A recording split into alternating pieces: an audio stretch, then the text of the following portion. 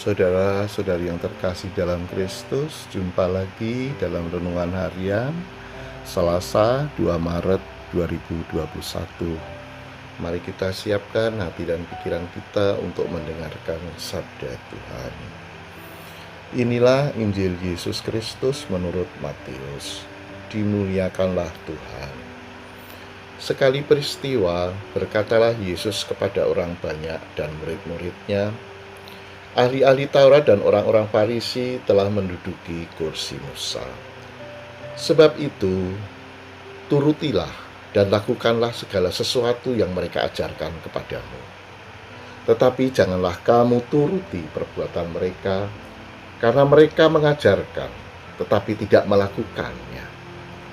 Mereka mengingat-ingat beban berat, lalu meletakkan di atas bahu orang, tetapi mereka sendiri tidak mau menyentuhnya.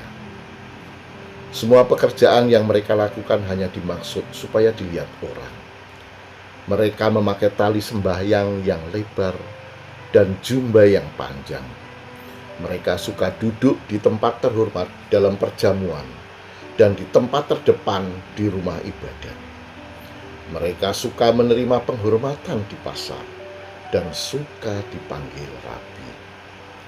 Tetapi kamu, janganlah suka disebut rabi, karena hanya satulah rabimu, dan kamu semua adalah saudara. Dan janganlah kamu menyebut siapapun bapa di bumi ini, karena hanya satulah Bapamu, yaitu Dia yang di surga.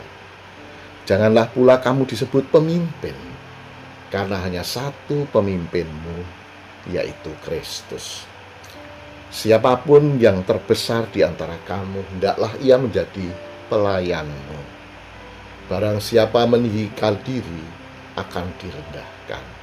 Barang siapa merendahkan diri, akan ditinggikan. Demikianlah Injil Tuhan. Terpujilah Kristus. Saudara-saudari yang terkasih di dalam Kristus, renungan hari ini berjudul Profesi yang rendah hati.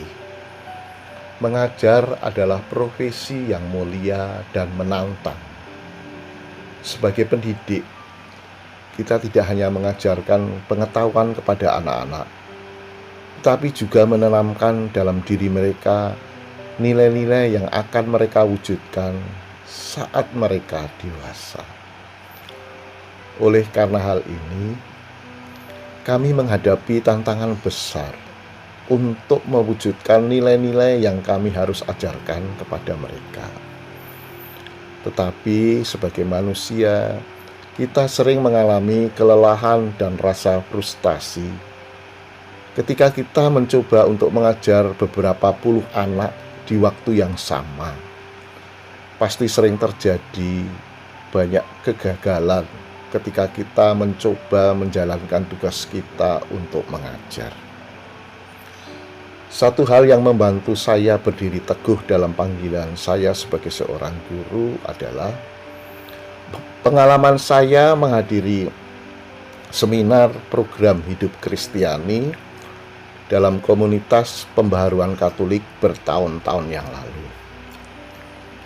Di saat salah satu materi pengajaran sesi yang kedua, kami meminta mereka untuk merefleksikan siapakah Yesus bagi kita.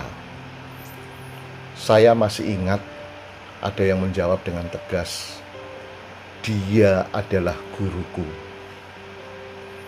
Memang, Dia memang selalu menjadi guru bagi kita. Sekarang dengan rendah hati, saya juga berkata bahwa saya seperti Dia. Saya pun seorang guru. Terinspirasi dari Yesus, saya selalu memastikan bahwa apapun yang saya buat dan rencanakan untuk kelas, tidak hanya untuk pengembangan atau pemenuhan profesional saya, tetapi untuk anak-anak dan untuk kemuliaan Tuhan kita. Keduanya tidak berhak mendapatkan apapun selain yang terbaik dari saya. Saudara-saudari yang terkasih dalam Kristus, Demikian renungan hari ini. Sebagai pertanyaan refleksi, hal apa yang saya lakukan di rumah atau di tempat kerja yang membuat saya rendah hati? Demikian renungan hari ini. Semoga bermanfaat. Tuhan memberkati kita semuanya.